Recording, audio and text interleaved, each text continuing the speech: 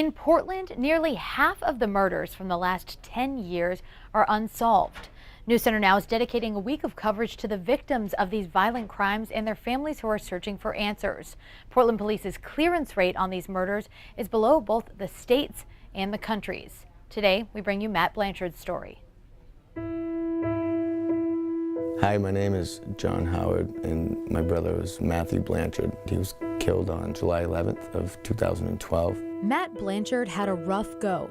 He was rebellious and got in trouble with the law as a kid, but it turned his life around after meeting his girlfriend, Casey. In the first year they were together, they started going to college, a full-time job, living in South Portland, paying rent. Then, Matt was driving. Casey was in the passenger seat when police say he fell asleep at the wheel, sending the car into a tree.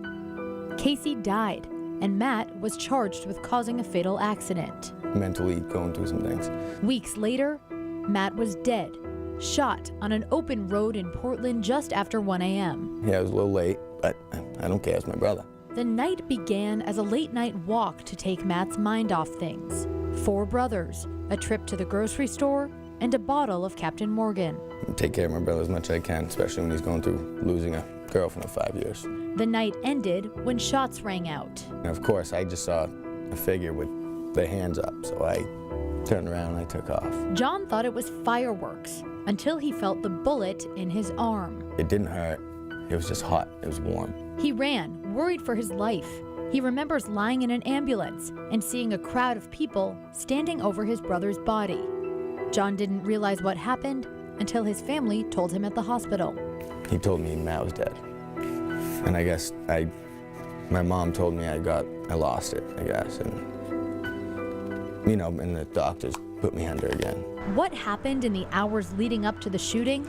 That's where details get fuzzy and where the police and the brothers disagree. The words that come out of Michael Soschek's mouth were, "We do believe it was provoked." Absolutely not. Not one bit. If sitting on the side of the road eating a bag of chips is provoking someone to shoot you, it's pretty crazy. Portland Police Assistant Chief Vern Malik doesn't use the term provoked, but says detectives believe something must have happened to lead up to that fateful end. We don't believe it's random. We believe that there was an exchange earlier in the evening between 2 groups, and the shooting is what bled out of that. I hope isn't taken to mean that it's in any way justified, because it's not. It's been almost 6 years, and Matt's case is now considered unsolved, the term Portland police use instead of cold case. John feels like his brother's death is on the back burner. I still haven't had those phone calls or emails other than this one. The last letter he says he got from detectives came in January 2017. Even though this case remains unsolved, I do believe it is close to bringing someone accountable. The assistant police chief didn't echo that confidence when we asked him about Matt Blanchard's case. We've had very little development in that case. We have spoken with some witnesses and some people that have information, but they've been reluctant to cooperate. That lack of communication, John says, drives him crazy. It's another source of frustration for family and friends when we can't tell them every single thing that we're doing on the case. But we have to hold those investigative leads and that knowledge close to the vest so that it doesn't inhibit our abilities to investigate later. Matt Blanchard is one of 11 unsolved homicide victims in the last decade in Portland. He leaves behind 3 young children he reconnected with shortly before his death.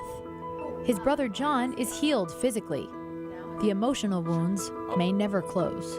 It's changed me a lot. But, I mean, for the better. Just, it didn't have to take my brother to be murdered, though.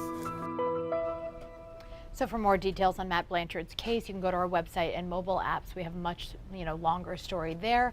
We're going to be covering these stories all week, ending on Friday with a story getting answers from the Portland police. Hard stories to tell. All right, Christina, thank you very much.